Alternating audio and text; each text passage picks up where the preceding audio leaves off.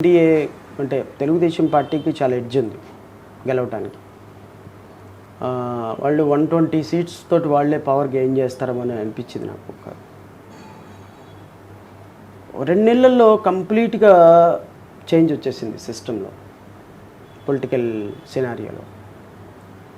చంద్రబాబు నాయుడు, నారా లోకేష్ చాలా పార్టీని డ్యామేజ్ చేసే కార్యక్రమాలు చేశారు. ఎన్డీఏతో బీజేపీతో వీళ్ళు పెట్టుకున్నటువంటి పొత్తు, మరి ముఖ్యంగా జనసేనతో పెట్టుకున్నటువంటి పొత్తు వీళ్ళని 40 నుంచి 50 సీట్లకి కింద పడేసింది.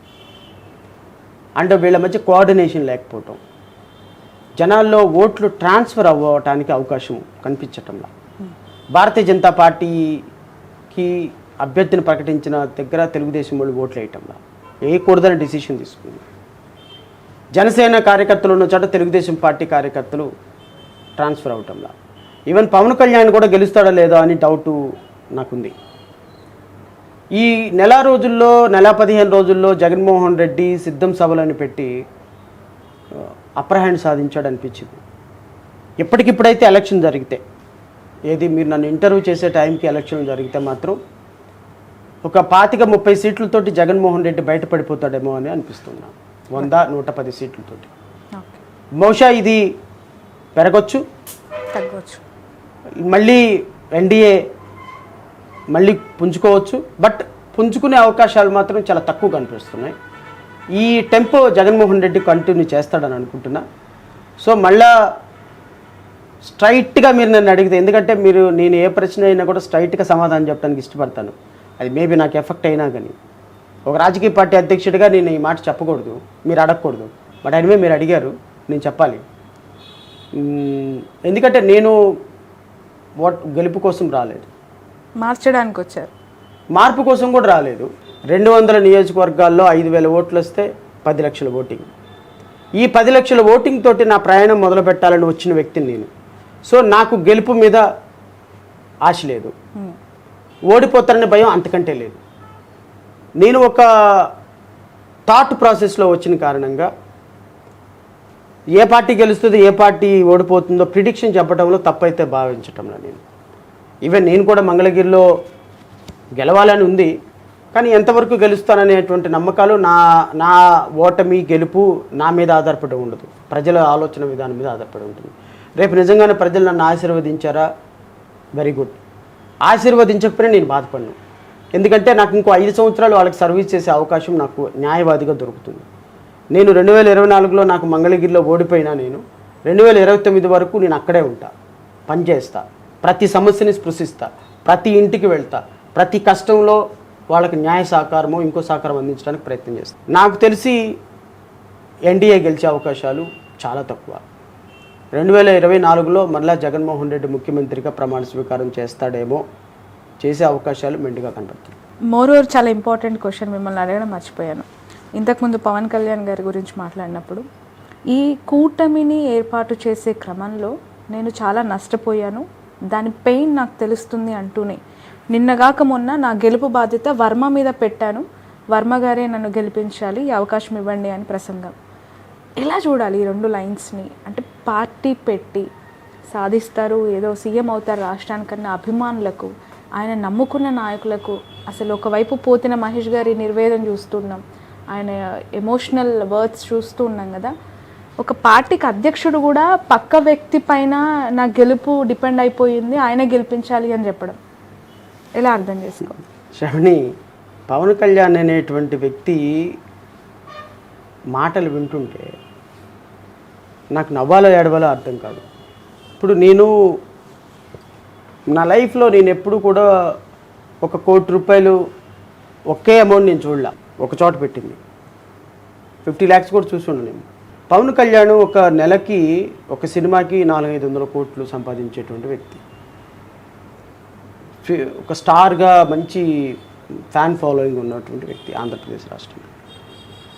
ఒక సాధారణమైన న్యాయవాదిగా ఉన్న నేనే ఆలోచించి మాట్లాడతా. ఎందుకంటే సంవత్సరం క్రితం నేను ఏం మాట్లాడాను, ఈరోజు ఏం మాట్లాడుతున్నాను, ఇంతకుముందు ఇంటర్వ్యూలో ఏం మాట్లాడుతున్నాను అనేది కంపేర్ చేసుకుంటూ ఉంటా.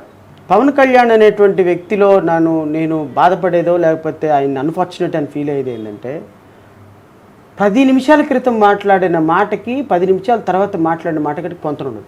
మోస్ట్ ఇన్కన్సిస్టెన్సీ పొలిటీషియన్ ఎవరైనా ఉన్నారంటే అది పవన్ కళ్యాణ్. అసలు ఎజెండా మీద స్పష్టత ఉండదు, చేసిన సవాలు మీద నిలబడే ప్రయత్నం ఉండదు, మాట్లాడుతున్నాము ఎవరిని ఎలా మాట్లాడుతున్నాము అనే స్పృహ ఉండదు. ఒక మానియా అంటే ఒక పిచ్చి పట్టినటువంటి వ్యక్తి ఎలా అయితే గంటకు ఒక మాట మాట్లాడతాడో అలాంటి మాటలు మాట్లాడేటువంటి పొలిటీషియన్ ఆంధ్రప్రదేశ్ రాష్ట్రంలో పవన్ కళ్యాణ్. ఎందుకు నేను ఈ మాట అంటున్నానంటే మనల్ని ఎవడరా ఆపేది? ఈ మాట అంటున్నది మిమ్మల్ని వాళ్ళ అభిమానులు బాగా ట్రోల్ చేయనండి. నేను అభిమానులను కూడా నేను రిక్వెస్ట్ చేస్తున్నా, ఇది మీ మంచి కోసమే నేను చెప్తున్నా. అదా పాతాళానికి తొక్కేస్తా జగన్, నిన్ను తొక్కుతా జగన్, తొక్కుకుంటూ వస్తాను అసెంబ్లీకి ముఖ్యమంత్రిగా, ఎవర్రా మనల్ని ఆపేది అన్నాడా? నిన్న ఎమ్మెల్యేని పంపించండి రా, మీకు దండం పెడతాను ఓటేయండి, నన్ను ఎమ్మెల్యే అయినా చేయండి రా, ఆ మాట అనొచ్చా? నేను ఎమ్మెల్యేని కానమ్మా, నాకు 5,000 ఓట్లు వస్తే చాలమ్మా అని నేను ధైర్యంగా చెప్తున్నా. వారాహి 1, 2, 3లో ఏంటి నీ స్టేట్మెంట్స్? నన్ను సీఎంగా ఆపటం ఎవరి తరంగా తొక్కుకుంటూ వస్తాను, వారాహి యాత్ర తొక్కుకుంటూ వస్తానని మాట్లాడినటువంటి నువ్వు 21 సీట్లు తీసుకొని ఆ 21లో కూడా 14 మంది తెలుగుదేశం నుంచి జాయిన్ అయిన వాళ్ళు, అందులో 3 సీట్లు మళ్ళీ జరుపుకొని 21కి కన్ఫైన్ అయ్యి నిన్న మండలి బుద్ధప్రసాద్కి అవనిగడ్డ ఇచ్చాడు. మీ జనసేనలో ఎవరు ఉన్నారండి? ఏమి పోతుల మహేష్ని అవనిగడ్డ పంపిస్తే తప్పేమనుందా? ఎవరున్నారు మీ కార్యకర్తలుగా? మీకు పనిచేసిన వాళ్ళు కనీసం ప్రామినెంట్ లీడర్స్. శివశంకర్ ఏమైపోయినాడు? సత్యనారాయణ ఏమైపోయాడు? ఈ పోతుల మహేష్ ఏమైపోయాడు? అమ్మాయి ఎవరో ఒక అమ్మాయి మాట్లాడుతుంది, రాయపాటి అరుణ మాట్లాడుతుంది, ఆమె ఏమైపోయింది? వీళ్ళందరూ ఏమైపోయారు? కార్యకర్తలు, జన సైనికులు, వీర మహిళలని పెట్టుకుంటారు కదా.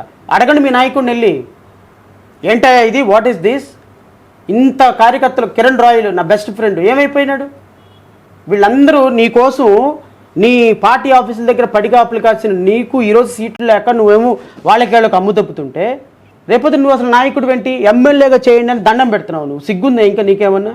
అసలు మీ కార్యకర్తలకి జనసేన నాయకులకి కనీసం రోషం పౌరుషం ఉంటే నీలాంటి వ్యక్తిని ఈవెన్ అసలు వాళ్ళు నాయకుడిగా యాక్సెప్ట్ చేయరు.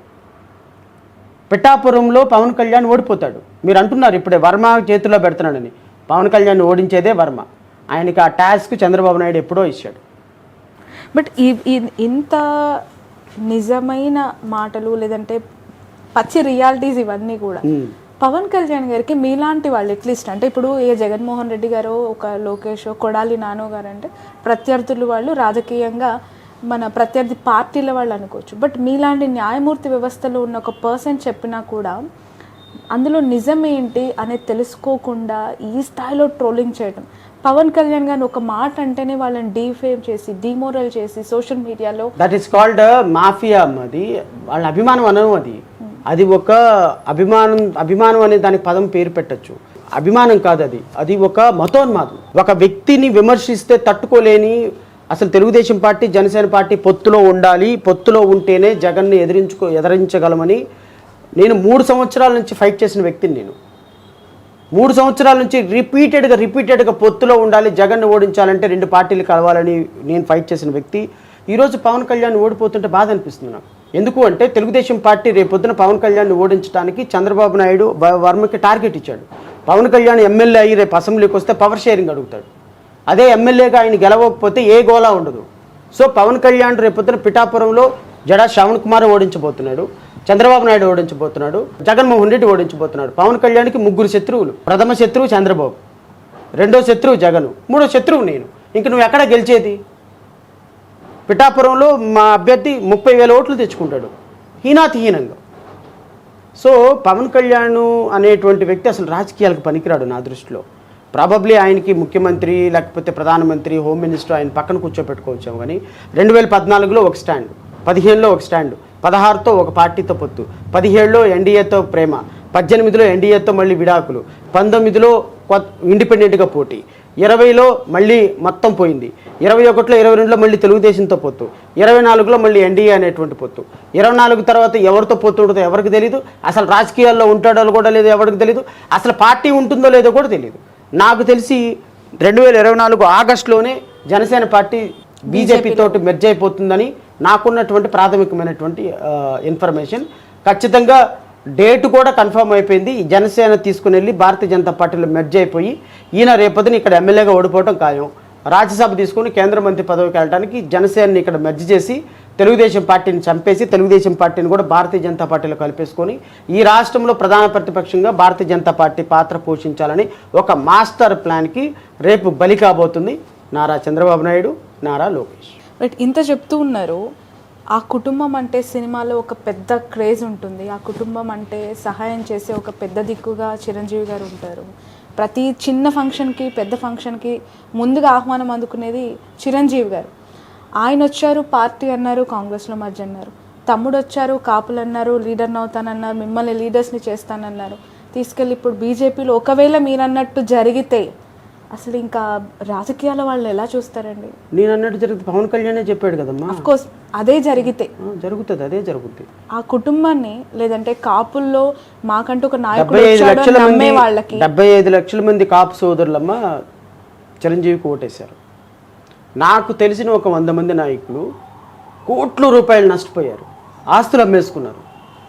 షర్మిల ఎలా అయితే మోసం చేసిందో అంతకే 3 ఇంతలుగా చిరంజీవి పార్టీ మోసం చేసి, ప్రజారాజ్యం పార్టీని మోసం చేసి, కాపు కులాన్ని మోసం చేసి కాంగ్రెస్ పార్టీకి అమ్మేశారు. దేనికి అమ్మేశారు? ఒక కేంద్ర మంత్రి పదవి కోసం అమ్మేశారు. తర్వాత రాజకీయాల్లో ఉన్నాడా చిరంజీవి? మన ఆంధ్రప్రదేశ్ రాష్ట్రం విడిపోవటానికే కారణం ఆ దుర్మార్గుడు చిరంజీవి. సోనియా గాంధీతో ఆ రోజు చెప్పకుండా తెలంగాణను విభజించాడు.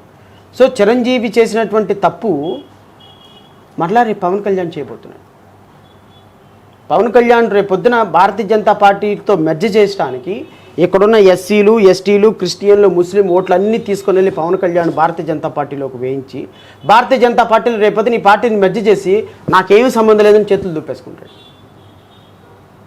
పవన్ కళ్యాణ్కి ఓటేసిన వాళ్ళ పరిస్థితి ఏంటి? పవన్ కళ్యాణ్కి ఓటు వేయమని చెప్పిన వాళ్ళ పరిస్థితి ఏంటి? ఈ మొహాన్ని చూసి నమ్మి ఓట్లేసిన వాళ్ళ పరిస్థితి ఏంటి? రేపొద్దున ఈ రాష్ట్రానికి ఏమీ చేయదమ్మా భారతీయ జనతా పార్టీ. భారతీయ జనతా పార్టీలో పవన్ కళ్యాణ్ తీసుకుని వెళ్ళి మెర్జ్ అయిపోతాడు. మెర్జ్ అయిపోయిన వెంటనే భారతీయ జనతా పార్టీ ఇక ఈ రాష్ట్రంలో రాజకీయాలు జగన్మోహన్ రెడ్డికి తాకట్టు పెట్టేసి వాళ్ళు వెళ్ళిపోతారు. సో ఈ రాష్ట్రంలో పవన్ కళ్యాణ్ అనేటువంటి వ్యక్తి రేపొద్దున పార్టీ మొత్తాన్ని అమ్మేసి మహేష్ కిరణ్ రాయ్ ఎంత కష్టపడ్డాడో తెలుసా? మేము విజయవాడలో కొన్ని 100 ప్రోగ్రాంలో కలిసి పోరాటాలు చేసాం. జనసేనలో ఒక్క నాయకుడు వచ్చేవాడు కాదు, పోతుల మహేషే నిలబడేవాడు. కిరణ్ రాయ్, పోతుల మహేష్, తర్వాత డిబేట్లో మాట్లాడే శివశంకర్, వీళ్ళందరూ కూడా అఫ్కోర్స్ వాళ్ళకి గ్రీవియన్స్ లేనప్పుడు నాకేంటి గ్రీవియన్స్, కానీ నేను ఒక పార్టీ గురించి మాట్లాడుతున్నా. ఒక పార్టీ ఎప్పుడూ కూడా పనిచేసే కార్యకర్తలను గుర్తించకపోతే, అఫ్కోర్స్ సూర్యన్ చంద్ర జనసేన కోసం ఎన్ని రోజులు పోరాటం చేశాడో మీకు జగ్గంపేట అనుకుంటా కాన్స్టిట్యున్సీ, సూర్యచంద్ర మీరు వినే ఉంటారు. 40 రోజులు నిరాహార దీక్ష చేశాడు పవన్ కళ్యాణ్ టికెట్ ఇవ్వలేదని. అతన్ని కూడా 10 కోట్లు అడిగితే ఎక్కడి నుంచి తెచ్చిస్తారు? డబ్బులు, టికెట్ల కోసం డబ్బులు, పనిచేసిన కార్యకర్తకి విలువ లేదు, ఎమ్మెల్యే టికెట్లు ఇవ్వలేదు. నువ్వే నాయకుడు, రేపొద్దున నువ్వు వెళ్ళిపోయి మోడీ కాళ్ళ మీద పడుతుంటివి. 0.5% ఓట్లు లేని భారతీయ జనతా పార్టీకి నాకు రోడ్డు మ్యాప్ ఇవ్వాలని అడుగుతుంటివి. ఆంధ్రప్రదేశ్ రాష్ట్ర ప్రజలను తీసుకుని వెళ్ళిపోయి మోడీ కాళ్ళ దగ్గర పెడుతుంటివి. ఆంధ్రుల ఆత్మగౌరవం తీసుకెళ్ళి ఢిల్లీ పురవీధుల్లో తాకట్టు పెట్టేవాడు నువ్వు ఆత్మగౌరవం గురించి మాట్లాడతావేంటి? అసలు నీకు ఆత్మగౌరవమే లేదు. ఆత్మగౌరవం అనే పదాన్ని పలకటానికి అర్హత లేనటువంటి నీచ నికృష్ట పరమ చండాలుడు పవన్ కళ్యాణ్. మోడీని హిందీలో పచ్చి బూతులు తిట్టాడు. మొన్న చిలకలూరిపేటలో మోడీని అపర భాగీరథుడు, వెంకటేశ్వర స్వామి ప్రతిరూపం, శ్రీరాముడి ప్రతిరూపం అని మాట్లాడుతున్నాడు. అంటే ఒక రాజకీయ నాయకుడికి స్పష్టత లేని రాజకీయాలు, అవగాహన లేని మాటలు, నిలకడ లేని, స్థిరత్వం లేని అడుగులు, ఇవన్నీ కూడా పవన్ కళ్యాణ్లో చాలా స్పష్టంగా కనిపిస్తాయి. Right, thank you so much అండి శ్రవణ్ గారు, మీ వాల్యుబుల్ టైంని మాకు అందించినందుకు. మీరు అనుకున్న ప్రయాణం సాఫీగా చాలి. రాజకీయ జీవితం అంటే ఇప్పటి వరకు న్యాయవాదిగా అనేక సేవలు అందించారు. సొసైటీలో ఏదో మార్పు కోసం పరితపిస్తూ రాజకీయాల్ని చాలా ప్రయాణం దూరమైనా మారుస్తానని ఒక సంకల్పం మీరు తీసుకున్నారు. ఆ సంకల్పం నెరవేరాలి, మీరు అనుకున్న లక్ష్యాలు సాధించాలి. Wish you all success, wish you all the best. So ఇది జడా శ్రవణ్ గారితో special interview. That's all for now.